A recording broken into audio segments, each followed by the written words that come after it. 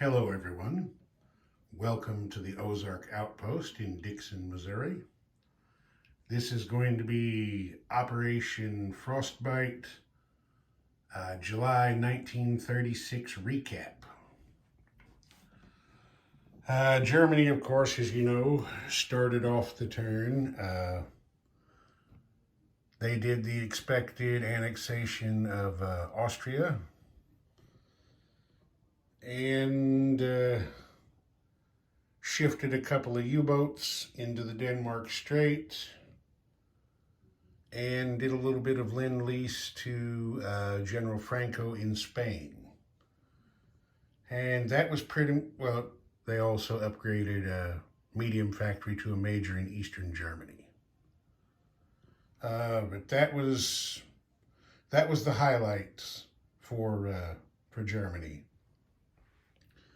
Their Baltic Sea fleet is still more or less intact.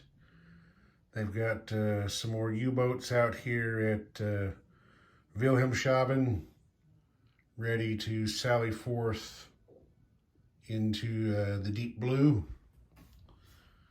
I'm going to go ahead and cover all of this in one jump here, the Nationalists and the Republicans.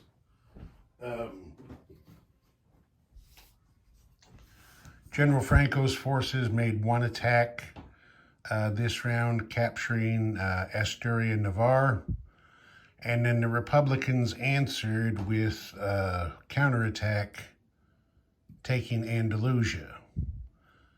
They shifted some forces to not leave Madrid open, and got a lend-lease here in Catalonia. So as you can see there, for Spanish Civil War fans, we got 1, 2, 3, 4, 5, 6, 7 against 1, 2, 3, 4, 5, 6. So it's still a pretty even match. This is by no means decided one way or the other. It's very much up in the air. The Soviets this turn didn't really do much in European Russia. The highlight of their turn was shifting forces to the Far East to build up a nice little tank army here in, what is that? Amur? Yes. They've got, what we got there? 2 light tanks, a motorized infantry, a leg infantry. Yeah, they could maybe do something with that. And they've got some follow-on forces here headed that direction as well, that came from Novosibirsk. So we'll have to see what Scott has in mind for the Soviets. I would say the biggest news of this turn was for the Chi-Coms down here. Well, maybe not the biggest, second biggest. They did get a successful warlord influence role, which put them in command of the northern part of China proper. But then the Japanese came in and did some attacking of their own and took 2 of those land zones back away from the Chi-Coms. They also grabbed 2 from KMT to keep their income down, trying to keep them away from that magic number of 13 to evolve to a major power. So that was that. As long as we're here, the KMT didn't really do anything. They just shifted some forces around. They weakened themselves here. I mean, Tibet for right now is insulated, so you can safely leave that empty. Especially since the Chi-Coms no longer have the warlord influence roles. So they've kind of marshaling their forces together instead of having them all spread out. The Japanese, as I said, attacked into northern China to increase their presence there, but I'm not really sure that Mark is going to be able to ignore this Soviet force right here that's positioned to threaten Manchuria. We'll just have to see. And as you can see there, I've got it on a task force card. There's the bulk of the Imperial fleet right there in the Yellow Sea. There's the task force card there with everything on it. You can see there 2 battleships, a light carrier, fleet carrier, coastal sub, 2 light cruisers, 2 battle cruisers, 2 heavy cruisers, and a couple of transports.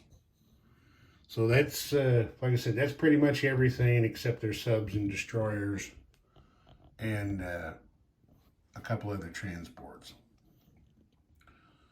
But, you know, the Japanese, this is how they start the game. They're just kind of, they're looking for money. The Commonwealth had a pretty reserved turn. Of course, we know they've started a major factory for the Midlands. It's not only to give them more manufacturing capacity in case the Luftwaffe starts a strategic bombing campaign. It's also going to, when it's finished, it's going to get them an extra tech role. Tech can help sometimes. And they've spread out a little bit, but not much. I mean, there's the home fleet in the North Sea. There's a little bit of short leg stuff and a transport there in the Irish Sea. Destroyers are kind of branching out into the mid-Atlantic. Down here, we've got a Royal Navy gathering here off of Gibraltar. But yeah, this is, I think, a pretty typical start for the British. They're just shifting stuff around, and like it or not, they've got to pay attention to their infrastructure, because if you don't have manufacturing capacity, you might as well not have any money, because you're not going to be able to do anything. Down here, so we've got Far East Command shifted their Navy around a little bit, and of course they're getting the minor shipyard going there so they can try to augment their Navy a little bit maybe. Anzac, yeah, very, very little money. They just have to kind of bide their time and take the slow and steady approach. And then here, the Italian turn should have been fairly simple and uneventful, except for the dicing that Mark took here in Abyssinia. I mean, that was brutal. He didn't score a single hit, and those little Abyssinians with Haile Selassie probably jumping up and down, screaming for joy, just whipped the shit out of the Italians. And since France goes before Italy, Mark was correct. This is going to be an Abyssinian victory because it'll just be a walk-in to capture Eritrea and win the war. The significance of that is if Germany captures France,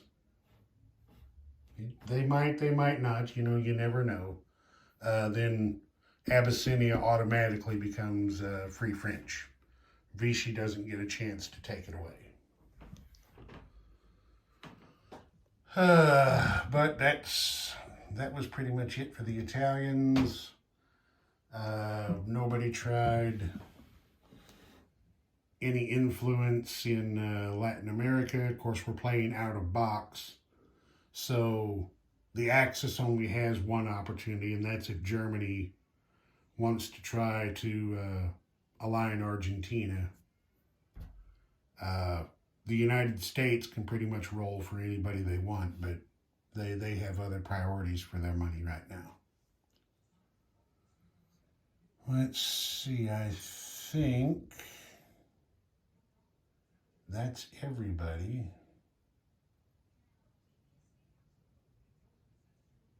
Yep, I don't think I left anybody out. So, I guess we better look at the tech chart. We're doing this is a recap video. Back up just a hair. Okay, there's my upper, there we go. There's my upper chart for the Comintern and the Axis. So you can see what they have up there. Japan is not on the board. Germany, the Soviet Union, and Italy are. And then down here is my ally tech chart, and only the United States is on the board. The Great Britain and France both missed. The United States only hit 1 out of 4, which is actually pretty pathetic rolling. And then here is the income chart for the end of the turn. The big winner there looks like Japan. They picked up 6.